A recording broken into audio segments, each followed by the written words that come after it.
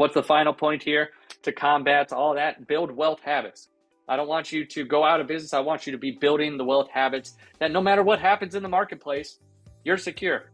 I don't care if it's another 2008 or 9, or if it's a COVID or whatever it is, another giant scare like that, unless America goes down, then I want you to be secure in where your money's going. So I want you to build wealth habits and keep more of what you're actually making. So how do we do that? I want you to build some actual things, routines and rhythms into your business. So that way, I'm talking a lot about the money here.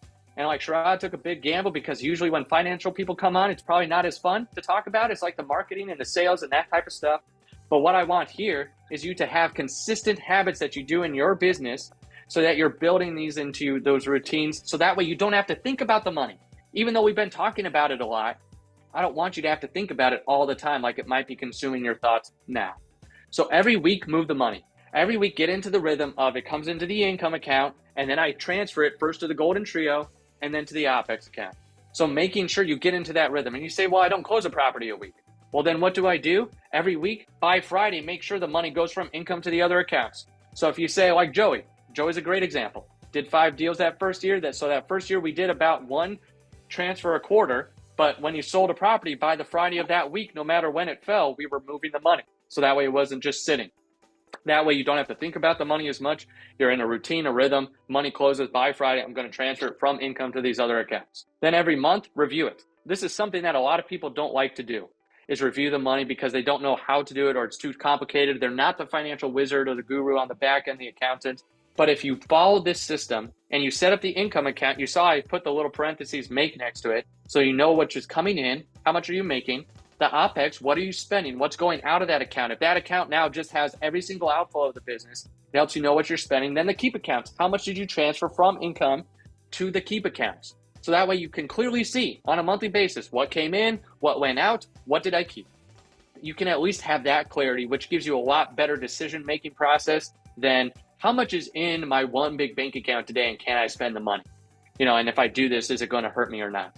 This gives you more clarity to direct those dollars. And then every month review it to know how much came in, how much went out. Are we at least above break even and then growing, or was I able to keep enough? Do I want to keep more? What's happening in the business at this point? Then every quarter, take the money. This is it. This is the whole reason of this presentation. You got into real estate to break out of the mold and to become the entrepreneur and to have financial freedom. For the love of God, every quarter, use an account to attain that freedom. Whatever that means to you. I don't care if that's taking trips, if that's going on vacation with your family, if that's going, to different mastermind events and syncing up with real estate investors, if that's whatever it is for you. Every quarter, take the money up to 50% from profit and use it for what you want. Celebrate your success. This is how, for Joey, it went from being a drudgery to and saying, I hate the business to I'm excited about it. I not only am I paying myself, but I get to invest in things like an RV or in a camp for kids or something like that. So take the money up to 50% and use it for what you want. The only other reason to use the profit account is if you have really bad debt. Credit card debt that's keeping you up at night, unsecured loans that you had to get to keep your company afloat, whatever it might be. Use the profit account up to 90% to start wiping that down. Give yourself a debt pay down plan like that and just say any extra dollars are going towards that so I don't have to worry about it anymore. But this profit account is really why you started your business. That's the big thing for you, is making sure every quarter, no matter what it is, paying down properties in your portfolio. There's a million reasons why you get into real estate for financial freedom, for whatever it might be. But this is where every quarter, take the money and use it for what you want.